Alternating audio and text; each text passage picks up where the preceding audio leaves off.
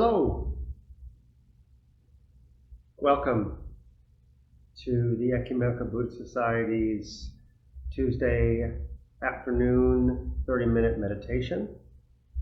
My name is Mike, and I'm glad you could join me today.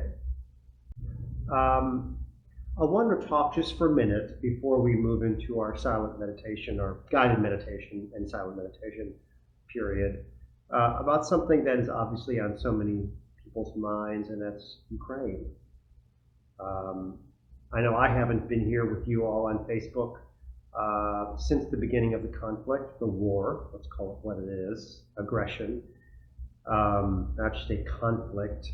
Anyway, it's not a political statement. I just want to talk about, as someone who has a meditation practice, and you as well, or trying to establish a practice for yourself.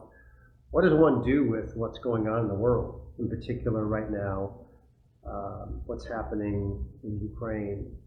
Because I know I talk to a lot of people, and I know there's just a lot of people feeling helpless, in the United States especially, about what to do. And the reason I bring it up today, getting ready to do our meditation, is because my own particular practice, which is almost daily, some kind of a practice, is part of my Zen practice. Sometimes I'm just wondering, why the heck do I practice? Why? It's just, I sit, and of course part of my Zen practice involves some chanting and bowing, prostrating, and things of that sort. And, sometimes I just wonder, why do I keep doing this? What's the purpose of doing it? And then things like this happen. Tragedies, suffering, helplessness that we feel. And I'm reminded, yes, that's why we practice. We practice for each other. I practice for you.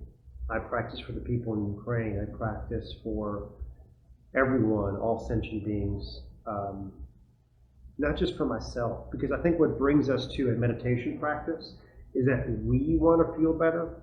We have anxiety, we have stress, we have a hard time focusing, we have difficulties in our own lives, and so quite often the majority of people, me included, start a practice like this because we're trying to make ourselves feel better, right? We're wanting to deal with our lives better so that we can be better parents and husbands and wives and brothers and sisters and etc.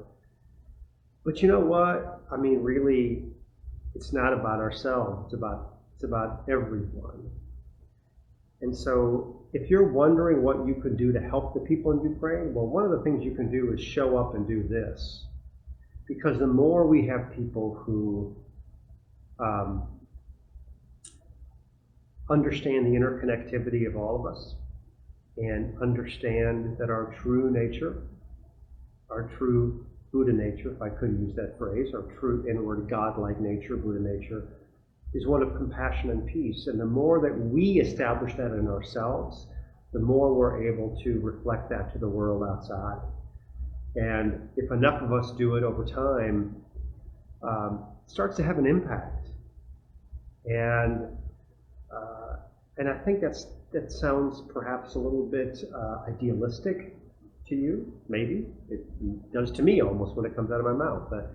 But then again, I know also that when I'm practicing, I am a better person. And the people around me, whether they're strangers at the grocery store or my own family, can recognize when I'm more centered and I'm more calm. So yes, the benefit is for me, of course, to some degree. But really, that benefit spreads out, across the world, across our neighborhoods and our families and our communities. So how can I help? How can you help the people in Ukraine? Donate money to relief organizations, of course. Protest or express your opinion, of course. Those are all things that are kind of helpful, sort of, right? Certainly donating to relief organizations can be helpful.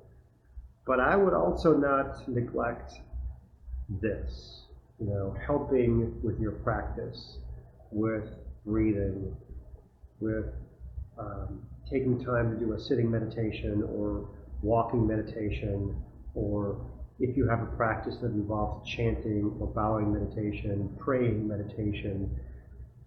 Praying is meditation too, really. So those are things that I think we shouldn't discount as being helpful in this situation and helping the world, and thereby helping even the people in Ukraine. And the people in Russia, let's not forget about those as well. Maybe not the government so much, but certainly the people of Russia need our chanting and our meditation as well. So, that's all I'm going to say about that. Appreciate your feedback or questions. If you want to drop any comments in, always love hearing those. Or send us a Facebook message, a private message, that's good too.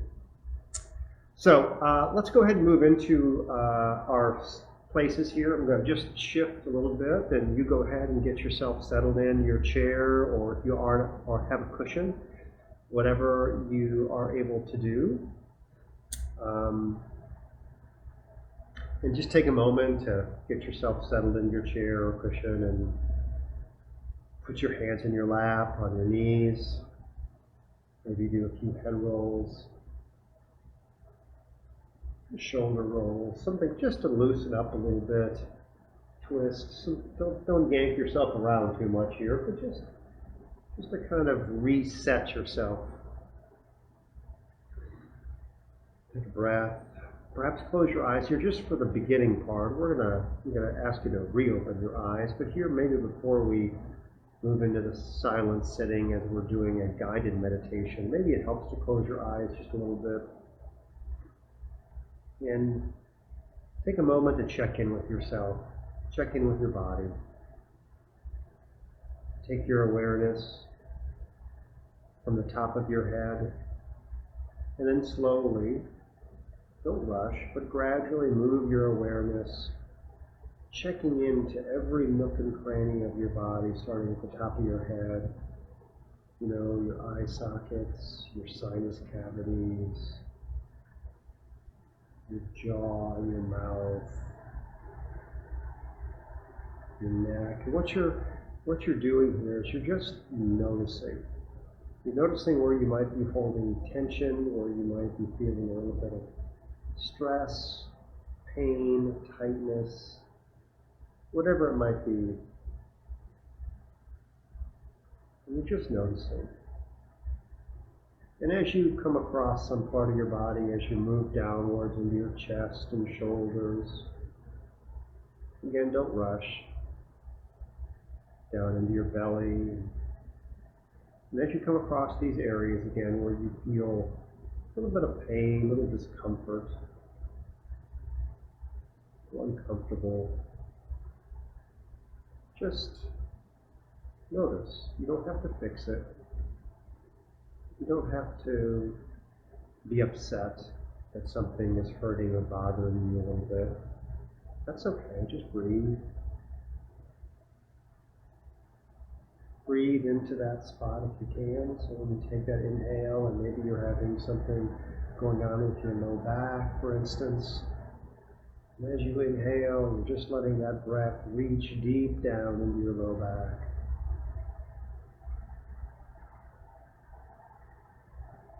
Or your knees, or wherever it is.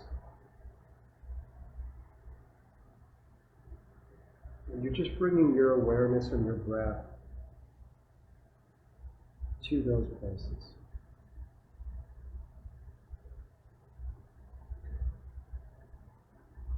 Without any agenda, not trying to fix it or make it feel better, or it may not feel better. It's okay. Just let yourself accept whatever is going on as you bring your awareness to your entire body. Just let it be.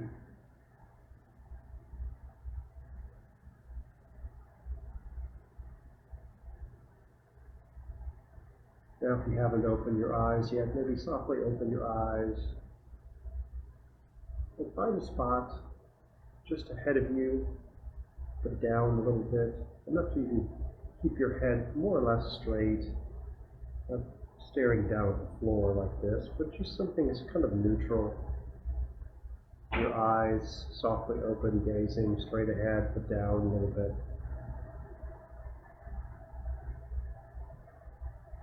Hands in your lap. Softly gazing ahead of you. Just come back to your breath. And as we move into just about 15 minutes of just silence, remember to come back to your breath and any thoughts that might be bothering you and trying to gain your attention by distracting you. Just let those thoughts be.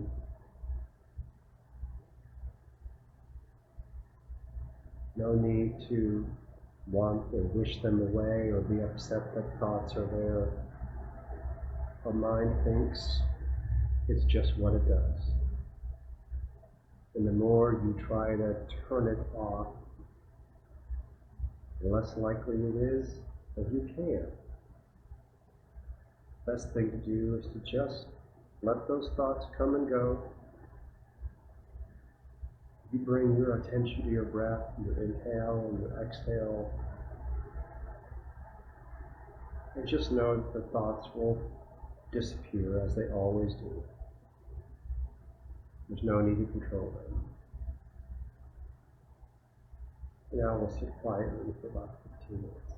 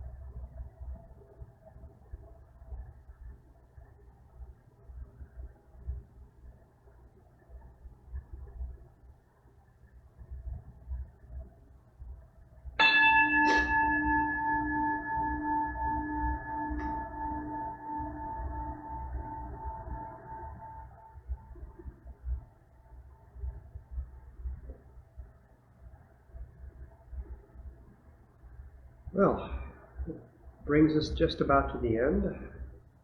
Excuse me, I have a little bit of a runny nose. Have a wonderful rest of the day. Thank you for joining me so much. Keep practicing. Keep practicing, keep practicing, keep practicing. And I'll see you hopefully next Tuesday. Take care.